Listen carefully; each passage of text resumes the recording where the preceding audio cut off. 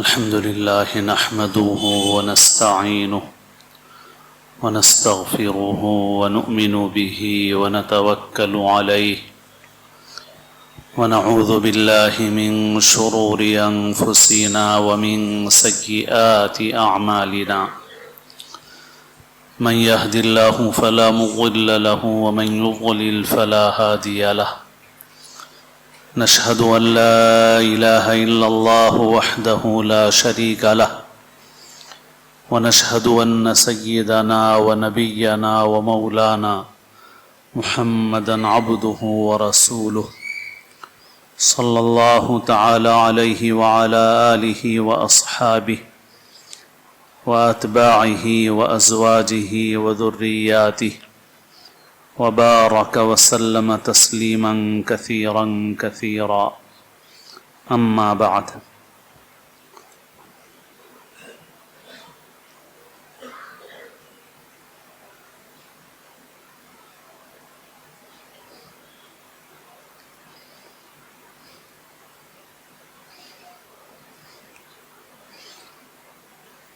قابل احترام بزرگوں، عزیز دوستوں اور ساتھیوں،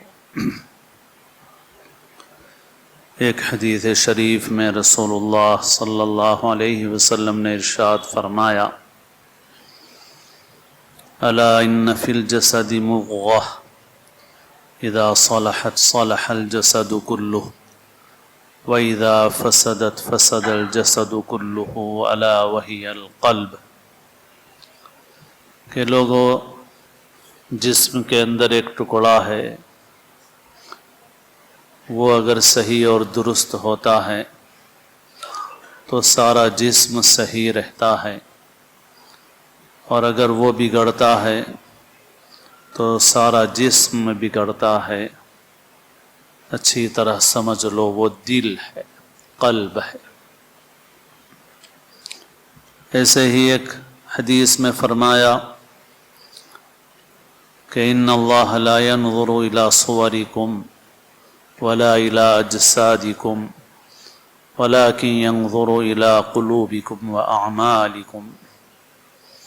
کہ اللہ تعالیٰ تمہاری صورتوں کو، تمہارے جسموں کو نہیں دیکھتا، بلکہ اللہ تعالیٰ تمہارے دلوں کو اور تمہارے اعمال کو دیکھتا ہے۔ انسان کے جسم میں قلب کی بڑی اہمیت ہے۔ جیسے جسمانی اعتبار سے قلب کی، دل کی اہمیت ہے، ایسے ہی روحانی اعتبار سے بھی یہ دل بہت اہمیت رکھتا ہے۔ جسمانی اعتبار سے جیسے جسمانی صحت کے لیے دل کا صحیح ہونا اور صحیح کام کرنا ضروری ہے، ایسے ہی روحانی اعتبار سے بھی انسان کے دل کا بننا اور درست ہونا ضروری ہے، بلکہ سارا مدار اسی کے اوپر ہے۔ اسی لیے ہمارے جن بزرگوں کو اولیاء اللہ کہا جاتا ہے، بزرگان دین کہا جاتا ہے، ان کی محنت اسی قلب پر ہوتی تھی، دل پر ہوتی تھی۔ اور یہ کوئی نئی بات نہیں ہے، یہ رسول اللہ صلی اللہ علیہ وسلم کی تعلیمات ہی کا نتیجہ ہے کہ انہوں نے اس کو اپنی محنت کا محور بنایا۔ انسان کے صرف ظاہری اعمال کافی نہیں ہیں جب تک کہ دل صحیح نہ ہو اور دل کا رخ صحیح نہ ہو۔ مشہور حدیث ہے کہ اعمال کا مدار نیتوں پر ہے۔ نیت کا تعلق انسان کے قلب سے، دل سے، اور نیت بنانا آسان چیز نہیں ہے، نیت کی حفاظت آسان چیز نہیں ہے۔ بزرگوں نے، اولیاء اللہ نے یہ کہا ہے کہ ہم نے سارے عملوں میں سب سے بھاری عمل اپنی نیت کی حفاظت کو پایا۔ دن بھر نماز پڑھنا آسان، دن بھر روزہ رکھنا آسان ہے، رات بھر نماز پڑھنا آسان ہے، مگر اپنی نیت کی حفاظت آسان نہیں ہے۔ کون سی نیت جو زبان سے کی جاتی ہے؟ نہیں، وہ نیت جو دل سے متعلق ہے۔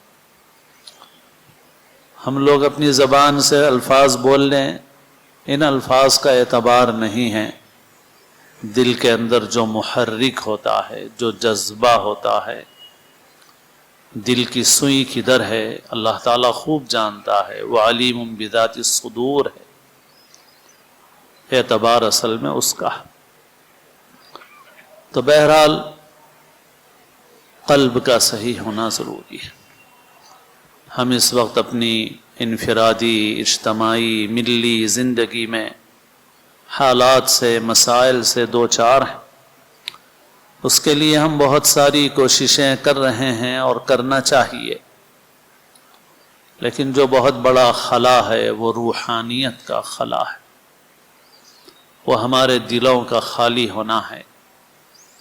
ہم اگر اپنی طرف توجہ کریں تو ہمیں خود احساس ہوگا کہ ہمارے اندر کوئی روحانیت نہیں ہے، بے جان ہے چیزیں ہماری نمازوں میں جان نہیں ہے، ہماری دعاؤں میں وہ کیفیت نہیں ہے، ہماری تلاوت میں وہ کیفیت نہیں ہے، دل خالی ہے۔ دل ایسا معلوم ہوتا ہے کہ ویران ہے، اس دل کو آباد کرنا ضروری ہے۔ اصل کام تو یہی ہے،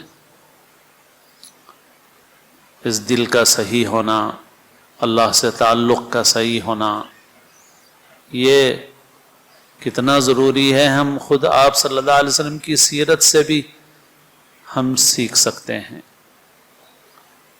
اس سے بڑھ کے ہمارے لیے اور کون سی چیز ہے جو رہنمائی اور ہدایت کا ذریعہ ہے؟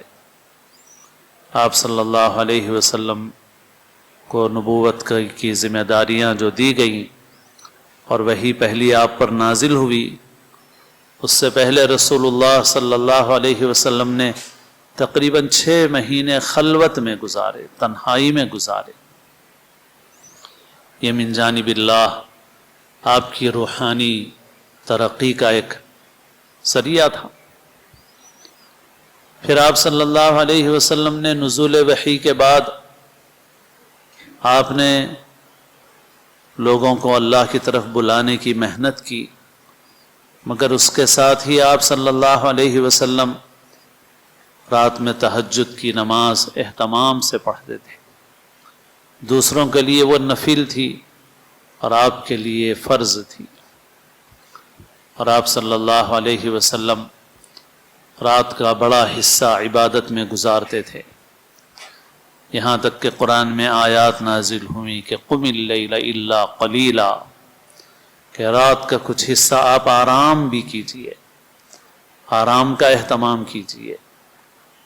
آپ صلی اللہ علیہ وسلم دن بھر محنت کرتے ہیں، مگر اس کے بعد بھی حکم تھا کہ فَإِذَا فَرَغْتَ فَانْصَبْ وَإِلَىٰ رَبِّكَ فَارْغَب، کہ جب آپ دن بھر کے کام سے، محنت سے فارغ ہوں تو کھڑے ہو جائیے اور اپنے رب کی طرف متوجہ ہو جائیے۔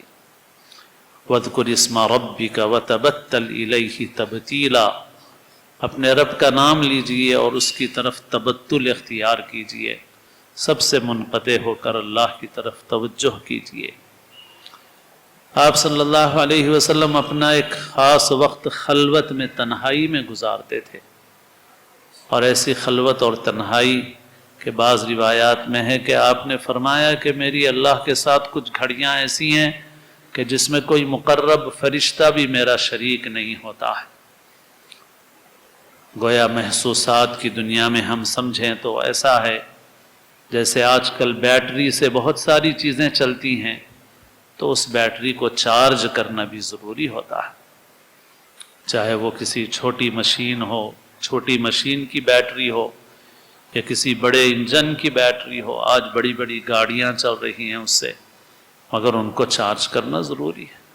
ان کے اندر اگر چارجنگ نہیں ہوگی، ان کے اندر خود کچھ نہیں ہوگا، تو پھر وہ انجن کو کیسے چلا پائیں گی، چیزوں کو کیسے چلا پائیں گی؟ مگر ہم دیکھتے ہیں کہ بھئی ہمارے دل خالی ہیں۔ عوام کے لیے بھی جس درجے میں کم سے کم چیز اللہ نے فرض کی ہے تعلق مع اللہ کی، وہ نماز ہے، 5 وقت کی نماز، فرض نماز کم از کم۔ اتنا بھی نہیں ہوگا اللہ سے تعلق تو پھر یہ دل خالی ہو جائے گا، یہ دل ویران ہو جائے گا۔ اب دیکھو امت کتنی نماز پڑھتی ہے، کتنے فیصد لوگ ہیں جو فرض نمازوں کی پابندی کرتے ہیں۔ حضرت شاہ عبد الغنی صاحب پھول پوری رحمۃ اللہ علیہ کی بات بارہا نقل کر چکا ہوں کہ حضرت فرماتے تھے کہ اس امت میں اگر 2 کام ہو جائے تو میں ذمہ لیتا ہوں کہ امت کے حالات بدل جائیں گے۔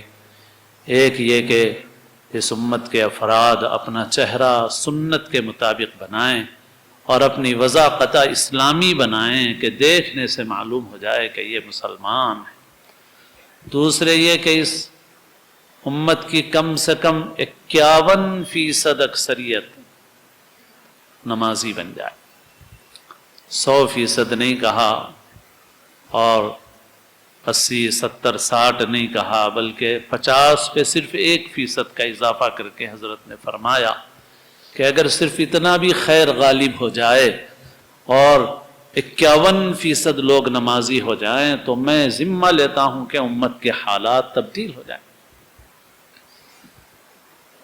کہاں کوششیں، کتنی کوششیں ہو رہی ہیں ہماری، بے نتیجہ ہو رہی ہیں۔ بڑے بڑے جلوس نکالے جائیں، جلسے کیے جائیں، ریالیاں نکالی جائیں، احتجاج کیے جائیں، نمائندگیاں کی جائیں، ووٹنگ میں محنت کی جائے، فلاں چیز میں محنت کی جائے، کہاں سے نتیجہ نکلے گا جب دلوں کے اندر کچھ نہیں ہے ہمارے۔ امت کی اکثریت نماز سے تک دور ہے، جو فرض ہے، لازم ہے، اس سے آگے کی بات تو آگے کی۔ تو عوام کا ایسا حال ہے، فرائض بھی نہیں ہے زندگی کے اندر، اللہ سے جو تعلق، رابطہ، کنیکشن ہونا چاہیے وہ نہیں ہے۔ بھئی بیٹری اگر کم بھی چارج ہے، 10% میں بھی چلتی رہتی ہے، 5% میں بھی چلتی رہتی ہے، اور کبھی کبھی 2% میں بھی چلتی ہے، جتنا چل سکے، لیکن اگر 0 ہو جائے تو کہاں سے چلے گی؟ مشین کام نہیں کرے گا، کچھ نہیں کرے گا۔ مہینوں ہو جائے اور قرآن مجید کی تلاوت کی ہمیں توفیق نہ ہو، مہینوں گزر جائیں ایسے ہی۔ ہمارے گھر میں خوشی آئے تو دوسرا پڑھے قرآن شریف، غمی آئے تو دوسرا پڑھے قرآن شریف۔ ہم کو قرآن شریف پڑھنے کی توفیق نہیں ہے، قرآن کو ہاتھ لگانے کی توفیق نہیں ہے، اللہ کا کلام پڑھنے کی توفیق نہیں، فرض نماز پڑھنے کی توفیق نہیں، تو پھر یہ دل خالی ہو گیا۔ اور یہ جو محنت ہے دین کی محنت، اس کا تعلق تو دلوں سے ہے۔ جو دلوں کو فتح کر لے وہی فاتح ہے زمانہ۔ تو دل ہتھیار کی قوت سے تو فتح نہیں ہوتے، دل کی قوت سے فتح ہوتے ہیں۔ اس ملک میں بھی اولیاء اللہ نے، بزرگان دین نے اس ملک میں جو ہدایت کا پیغام پھیلایا اور جن کے ذریعے سے ایمان کی باد بہاری چلی، وہ اولیاء اللہ، بزرگان دین، ہم جانتے ہیں کہ وہ اہل دل تھے، دل والے تھے۔ انہوں نے، ان کی دل کی جو طاقت تھی، روحانی قوت تھی، اس روحانی قوت نے ملک کی فضا بدل دی، اور بت پرستی کی جگہ پر توحید کی صدا بلند ہونے لگی۔ کون سی چیز تھی؟ ہتھیار نہیں تھے ان کے پاس، لشکر نہیں تھے ان کے پاس۔ ہتھیار سے، لشکر سے، طاقت سے، قوت سے دل تھوڑی فتح کیے جا سکتے ہیں۔ اس کے لیے تو دل کی طاقت کی ضرورت ہے، دلوں کی قوت کی ضرورت ہے، اور وہ دل خالی نظر آ رہے ہیں۔ عوام میں ویسے ہی ہے، خواص میں ویسے ہی ہے۔ پہلے کہا جاتا تھا کہ مدرسوں میں ایسا حال ہوتا تھا کہ محتمم سے لے کے دربان تک، یعنی چپراسی تک، واچمین تک، ہر آدمی صاحب نسبت ہوتا تھا، یعنی اللہ کا ذکر کرنے والا، اللہ سے تعلق رکھنے والا، تنہائی میں اللہ کے سامنے رونے والا، محتمم سے لے کے چپراسی تک کا ہر آدمی ہوتا تھا۔ لیکن اب وہ کیفیت باقی نہیں رہی، رہ گئی رسم اذاں، روح بلالی نہ رہی، اب وہ کیفیت نہیں ہے۔ ٹھیک ہے، بہرحال جس قدر بھی کچھ خیر ہے وہ مدرسوں میں ہے، دینی جماعتوں محنتوں میں ہے، خانقاہوں میں ہے، جس درجے میں بھی ہے سمٹا ہوا، ایسا نہیں کہ نہیں ہے سرے سے، لیکن جتنا ہونا چاہیے اتنا نہیں ہے، کم ہوتا ہو گیا، اور کم ایسا محسوس ہو رہا ہے کہ کم ہوتا جا رہا۔ صرف ظاہری شکلیں ہیں، شکلوں میں جان نہیں ہے، جان نہیں۔ جو دینی محنتیں ہیں، ماضی قریب میں ایک بڑی محنت کے ذریعے سے امت کو ایک ایسا فائدہ پہنچا جس کی مثال، جس کی نظیر نہیں ملتی ہے، اللہ نے غیر معمولی کام لیا، لیکن خود کام کرنے والوں کو یہ احساس ہے کہ پہلے راتوں میں اٹھ کے رونے والے جتنے تھے، اب اتنے راتوں میں اٹھ کے رونے والے نہیں ہیں۔ پہلے دعا میں جو کیفیت پیدا ہوتی تھی وہ کیفیت نہیں ہے۔ خالی نقل میں لمبی دعا کرنے سے دعا نہیں بنتی ہے کہ آدمی کسی کی نقل میں لمبی دعا کرنے لگے، دعا تو اندر کی کیفیت سے ہوتی ہے، اندر کی کیفیت نہیں پیدا ہو رہی ہے۔ پھر اور بھی خرابیاں مختلف طریقے سے پیدا ہو رہی ہیں۔ خانقاہوں کے اندر خانقاہیں ہیں اسی لیے، لیکن وہاں پر بھی ان کیفیات کی کمی ہے۔ اب لوگوں کو اس بات کی فکر ہے کہ لوگوں کو اللہ سے جوڑنے سے زیادہ اپنے شیخ سے جوڑیں۔ دین کی محنت کرنے والوں کو بھی اس بات کی فکر زیادہ ہے کہ اپنی جماعت سے جوڑیں، اللہ سے جوڑنا ہے۔ اور تھا قرآنوں میں وہ جذبہ تھا، گزرے ہوئوں میں وہ جذبہ تھا، اسی کا فیض ہے جو پھیلا ہوا ہے، اور انہی کی برکت سے گاڑی چل رہی ہے۔ ان کے اندر یہ جذبہ نہیں تھا، ان کے اندر جذبہ غالب تھا اللہ سے جوڑنے کا۔ لیکن اب مریدین کو فکر لگی ہوئی ہے اپنے شیخ سے جوڑو، محنت کرنے والوں کو فکر لگی ہوئی ہے اپنی جماعت سے جوڑو، اپنے طبقے سے جوڑو، سب ختم کرو، کوئی جماعت کوئی طبقہ نہیں۔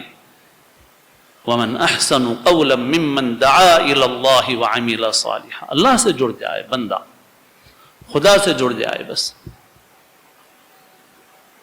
حضرت مولانا لطیف الرحمان صاحب بہرائچی نقشبندی مدظ لہ ایک بار تشریف لائے تھے، فرمایا میں اپنے گاؤں گیا، گاؤں کے لوگوں سے میں نے پوچھا کہ بھئی جو لوگ وہاں دین کی محنت کرتے تھے میدان میں کیا حال ہے، کتنے لوگ بڑھے، کچھ اضافہ ہوا؟ انہوں نے کہا کہ حضرت بس وہی چند گنے چنے لوگ ہیں جو کام میں لگے ہوئے تھے پہلے سے، بس وہی لگے ہوئے ہیں، کوئی خاص اضافہ تو ہوا نہیں۔ تو حضرت کی بات میں پوری طرح تو نقل نہیں کر سکتا، میں اپنے اعتبار سے نقل کر رہا ہوں۔ حضرت نے ان ساتھیوں سے پوچھا کہ ٹھیک ہے بھائی، اور لوگ تو نہیں لگے، کام میں لگنے والوں کی تو اتنی تعداد ہے، مگر اپنا حال بتاؤ کہ اپنی تلاوت کتنی ہوتی ہے، اپنے ذکر اذکار کتنے ہوتے ہیں، اپنے معمولات کتنے ہوتے ہیں۔ چھوڑو لوگ لگے نہیں لگے نہیں لگے نہیں لگے، وہ چھوڑو، مگر اپنی تلاوت بتاؤ، اپنے ذکر اذکار بتاؤ، اپنے معمولات بتاؤ۔ تو حضرت نے جو فرمایا اس کا خلاصہ یہ تھا کہ جب اس کی بات آئی تو کہا کہ وہ تو کمزور ہے بہت، اس میں کچھ اضافہ نہیں ہے، خالی اس میں ہی ترقی نہیں ہے۔ تو بہرحال یہ ہے کہ اللہ کی مدد حاصل کرنا ہے تو اس کے بغیر کوئی راستہ نہیں ہے، شکلوں سے نہیں ہوگی اللہ کی مدد حاصل۔ اپنے اندر وہ روحانیت پیدا کرنے کی ضرورت ہے، اللہ سے تعلق پیدا کرنے کی ضرورت ہے، دل بنانے کی ضرورت ہے، دل پر محنت کی ضرورت ہے۔ ہر ایک پر اپنی اپنی سطح سے لازم ہے یہ چیز، خواص کے لیے خواص کے اعتبار سے ہے، اور جیسے میں نے کہا عوام کے لیے، عام مسلمان کے لیے کم سے کم درجے میں فرائض کی پابندی ہے، قرآن پاک کی تلاوت ہے، اللہ کا کچھ نہ کچھ ذکر کرنا ہے، اور تقوی اختیار کرنا ہے۔ تقوی کیا ہے؟ تقوی بہت بھاری چیز نہیں ہے کہ بڑے بڑے اولیاء یہ تقوی اختیار کر سکتے ہیں، بڑے بڑے بزرگان دین ہی تقوی اختیار کر سکتے ہیں، ایسا نہیں ہے۔ تقوی ہر مسلمان پر فرض ہے، اور وہ یہ ہے کہ بڑے بڑے گناہوں سے بچے، فرائض و واجبات ادا کرے، بڑے بڑے گناہوں سے بچے، یہ ہے تقوی، یہ جو ہر مسلمان کے ذمہ فرض۔ اگر گناہ کر رہے ہیں، حرام کر رہے ہیں، بہت ساری اللہ کی نافرمانیاں کر رہے ہیں، ظلم کر رہے ہیں، زیادتی کر رہے ہیں، تو صرف ٹوپی پہننے سے، نماز پڑھ لینے سے ہم متقی نہیں بن جاتے، ہم صحیح معنی میں مسلمان نہیں بنتے ہم۔